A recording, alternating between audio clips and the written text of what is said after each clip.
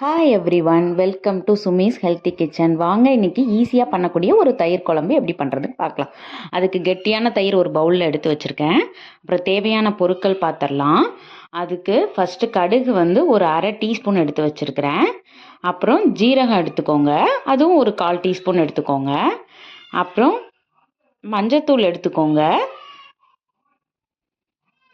உப்பு எடுத்துக்கோங்க தேவையான அளவு, அரை டீஸ்பூன் சில்லி பவுடர் எடுத்துக்கோங்க, ஒரு அரை டீஸ்பூன் கடலை மாவு எடுத்து வச்சுருக்கேன், அது ரொம்ப நல்லாயிருக்கும். அரை டீஸ்பூன் பெருங்காயத்தூள் எடுத்துக்கோங்க, பச்சை மிளகாவும் காஞ்ச மிளகாவும் எடுத்து வச்சுக்கோங்க. இப்போது அதுக்கு வெங்காயம் எடுத்து வச்சுருக்கோம், அதுக்கு ஒரு பாதி வெங்காயம் கட் பண்ணியிருக்கிறேன், ஒரு பாதி தக்காளி கட் பண்ணி வச்சுருக்கிறேன், தேவையான அளவு கொத்தமல்லி வச்சுருக்கேன். கடாய் சூட் பண்ணிக்கோங்க. இப்போ கொஞ்சமாக ஆயில் சேர்த்துக்கலாம், எந்த ஆயில் வேணாலும் எடுத்துக்கோங்க. நான் ஒரு டீஸ்பூன் ஆயில் ஊற்றிருக்கிறேன். நல்லா ஆயில் சூடாகட்டும். சூடானதுக்கப்புறம் நம்ம இதில் கடுகு போட்டுக்கலாம். கடுகு பொரிஞ்சு வந்தபோது ஜீரகம் போட்டுக்கலாம்.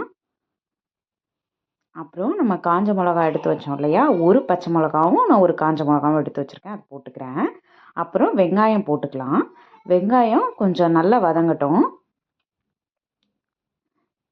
பாருங்கள், இப்போ வதங்கினதுக்கப்புறம் நம்ம எடுத்து வச்சுருந்தோம் இல்லையா தக்காளி, அதை போட்டுக்கலாம். அது நல்லா வதங்கட்டும். இப்போ வதங்கினதுக்கப்புறம் நம்ம மஞ்சத்தூள் யூஸ் பண்ணிக்கலாம். அப்புறம் மிளகாத்தூள்,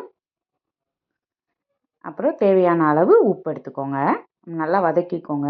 மிளகாத்தூள் நீங்கள் காஷ்மீரி பவுடர் நான் போட்டிருக்கிறேன், நீங்கள் வேறு மிளகாத்தூளாக இருந்ததுன்னா கம்மியான அளவு மட்டும் யூஸ் பண்ணிக்கோங்க. அப்புறம் கடலை மாவு போட்டுக்கோங்க. இந்த கடலை மாவு போடும்போது சிம்மில் வச்சுக்கோங்க, ஏன்னா தீஞ்சிடும். நல்லா அதில் எண்ணெயில் படுற மாதிரி வதக்கி விட்டுக்கோங்க. இந்த கடலை மாவு பார்த்திங்கன்னா ஒரு க்ரீமியான டேஸ்ட் கொடுக்கும், அதுக்காக தான் நம்ம யூஸ் பண்ணியிருக்கோம்.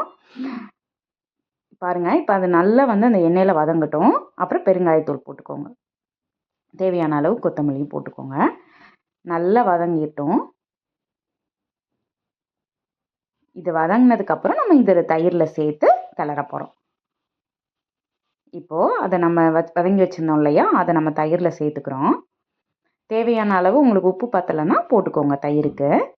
இதை நல்லா மிக்ஸ் பண்ணிக்கோங்க. நான் தயிரை நல்லா ஒரு ஃபஸ்ட்டு பீட் பண்ணி எடுத்து வச்சுருக்கிறேன்.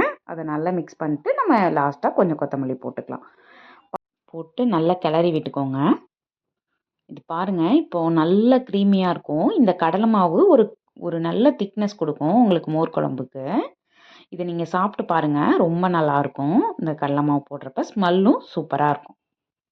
இதை சூடான சாதத்தோடு இந்த மோர் குழம்பு ஊற்றி சாப்பிட்டு பாருங்கள், ரொம்ப நல்லாயிருக்கும். நீங்களும் இதே மாதிரி வீட்டில் ட்ரை பண்ணி பார்த்துட்டு எப்படி இருக்குன்னு சொல்லுங்கள். இந்த வீடியோ பிடிச்சிருந்தா லைக் பண்ணுங்கள், ஷேர் பண்ணுங்கள், சப்ஸ்கிரைப் பண்ணுங்கள்.